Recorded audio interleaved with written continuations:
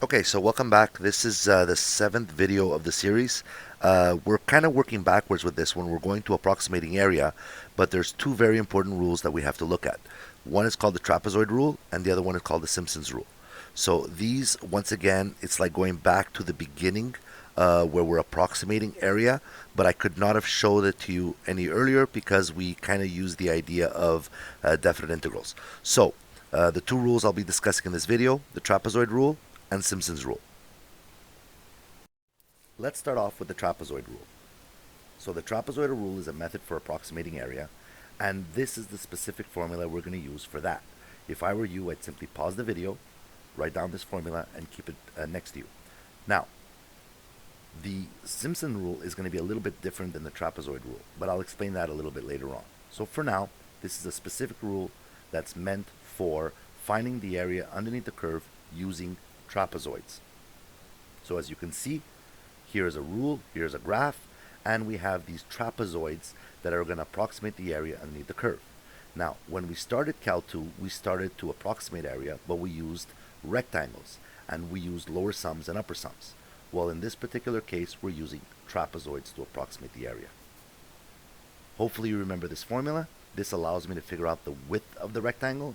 It's the upper limit minus the lower limit divided by the number of rectangles. And this formula is important because it will allow me to figure out how many rectangles I'm going to use to approximate the area, or I should say, how many trapezoids I will use to approximate the area underneath the curve. So let me explain this quickly. As we've already seen in the past, as the number of rectangles increases to infinity, then the right-handed side simply approaches a definite integral. So normally we choose the number of rectangles, 4, 8, 10, whatever.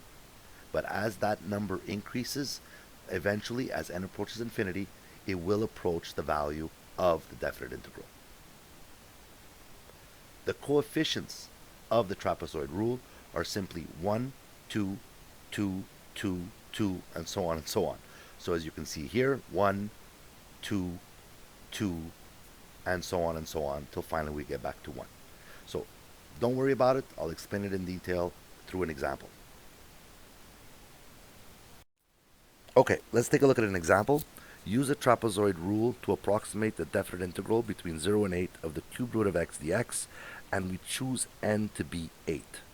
So, first and foremost, we know that we have our definite integral. We know that we need to evaluate it. Now remember, we're being asked to evaluate it through the trapezoid rule and not through a definite integral.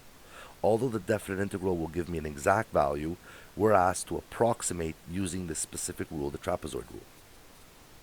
So, I know that I can rewrite this as x to the 1/3. And now I need to find the width of the rectangle. So it's b minus a divided by n, and in this case it's 8 minus 0 divided by 8, which is 1. So the width of the rectangle will be 1 unit long.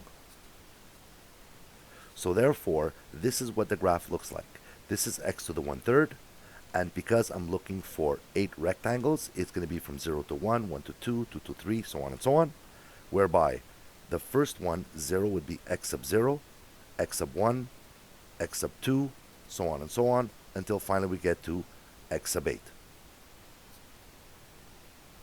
This is the formula that we're going to use.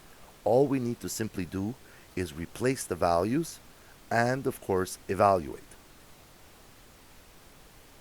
So, this is what it looks like. b minus a over 2 times n, 8 minus 0 over 2 times 8, and then it becomes f of 0, 2 times f of 1, 2 times f of 2, 2 times f of 3, and so on, all the way until we get to the last one, which is f of 8. As you can see, the coefficients are 1, 2, 2, 2, 2, 2, 2, 2, and 1. Okay? Once again, that will change according to the number of rectangles that we use. So all we need to do now is simply evaluate. F of 0, we evaluate the function at x equals 0. And then, of course, f of 1, and then multiply by 2, evaluate f of 2, multiply by 2, and so on and so on. So this is what it looks like. We simplify, and we end up with an approximate area of 11.7296. That's simple. We simply have a formula We plug and play, we put in the values that we know, we make sure that we figure out the number of rectangles that we need, and therefore we simply evaluate. And we're done. This is the trapezoid rule. This is area approximation. Okay, the Simpson's rule is a little bit different. It's still an approximation. The Simpson rule is another method for approximating area. However, it is more precise than the trapezoid rule. When it comes to these two specific rules, the questions on your exams are going to be very, very straightforward. Use the trapezoid rule to approximate the area. Use the Simpson's rule to approximate the area. So it's going to be very, very case specific. They will give you a specific question, and you just have to remember the formulas you need to use, the one for the trapezoid and the other for Simpson. So here's the Simpson formula. Once again, pause the video, write down the formula, and keep it next to you. You'll notice a few little differences. Number one you should notice is that it's b minus a over 3 times n versus 2 times n.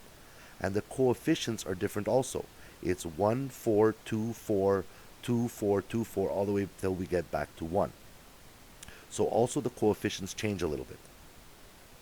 We know that the change, or the width of the rectangle, is the same formula as always, b minus a over n. And once again, as the number of rectangles increases, then the right-handed side eventually will approach, once again, this definite integral. Remember that these are approximation formulas, so we're just going to use these to approximate area. The coefficients are 1, 4, 2, 4, 2, 4, 2, 4, so on and so on, until we get to 1. So, what's the major change between the Simpson rule and the trapezoidal rule? One, it's divided by 2n, the other one is times 3n, and of course the coefficients change. This is what the Simpson rule does. This is how different it is than the trapezoid rule. The Simpson rule uses piecewise quadratic functions to approximate the area. So it takes one piece of the quadratic and then another piece of the quadratic and so on and so on. So as you can see, the area underneath the curve ends up being a little bit more precise than the trapezoidal rule. Okay, so we're going to do an example using the Simpson's rule, and we're going to use the exact same problem as we had previously. Same number of rectangles also, just to show you how different the area is when we approximate it using Simpson's rule. So, once again, here's my rule. I'm going to rewrite it as x to the 1/3. And once again, I need to find the width of the rectangle, so b minus a over n. And I end up with the change being 1.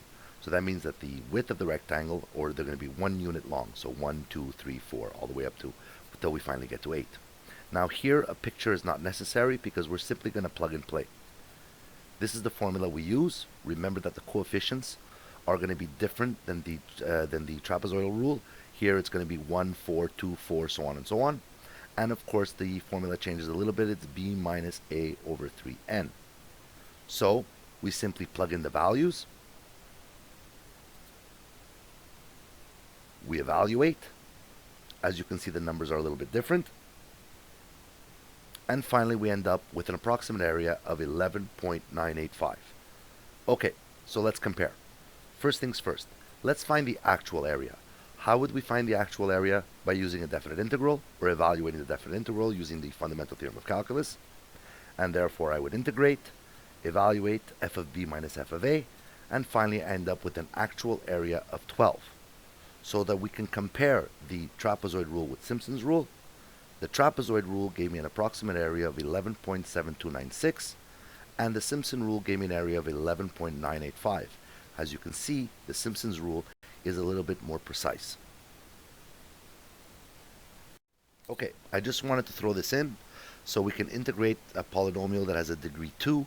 So for example, any polynomial that has a degree 2 like this, ax squared plus bx plus c, we can therefore use this formula to be able to evaluate or find the area underneath the curve.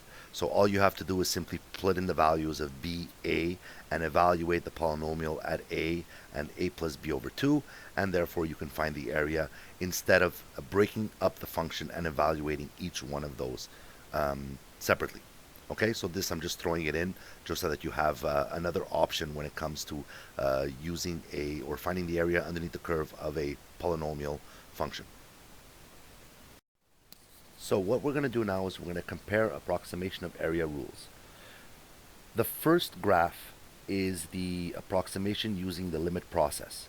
So this is where we had the right-handed rectangles versus the left-handed rectangles, okay, upper sums and lower sums. The second one was where we approximated using midpoints. The third one is we approximate using the trapezoidal rule. In other words, we're creating trapezoids to approximate the area. And finally, the fourth one is what we call approximation with Simpson's rule, where we take a piecewise function of the quadratic function to be able to approximate the area. So as you can see, these are the four different techniques that we've learned for approximating the area underneath the curve. Okay, so this is a question that came out of Dawson College. It was a final exam from Dawson, and the question was very, very straightforward and very, very specific. Use Simpson's rule. So right away, you know that you have to use Simpson's formula to approximate the area underneath the curve. Now they're telling you to use this rule with n equals 4 to approximate to 3 decimal places the value of the following definite integral. Okay, so I have my lower limit 0 and my upper limit 8. Now remember, I'm looking for the width of the rectangles. So therefore, it's b minus a over n, and in this case n is 4, so 8 minus 0 over 4 means the width of the rectangles will be 2. Okay, so far so good. Now, this is the formula for Simpson's rule. Once again, you have to memorize it, write it down, okay?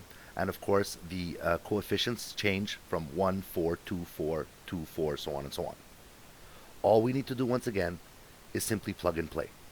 Now, what I want you to notice is that we went F0, then we did F2, then we did F4, and then F6 and F8. Why is that? Because the width of the rectangle is by 2. So 0, 2, 4, 6, 8. Once again, we evaluate the function at those values. We simplify, we add that up, and there is the approximate area underneath the curve at 3 decimal places, okay, using Simpson's rule. So once again, Simpson's rule or the trapezoid rule is going to be a very specific question. They will tell you which rule to use, how to demonstrate or to demonstrate the approximate area underneath the curve. And there you go. That's simple. Okay, as always, practice, practice, practice. You can go online once again. Very, very specific questions. They will tell you to either approximate the area using the trapezoidal rule, or they will ask you to approximate the area using the Simpson rule. So all you need to remember are the two formulas. Remember that the coefficients are different, and of course, Simpson's rule has a better approximation underneath the curve than the trapezoid rule. And there you go. Enjoy.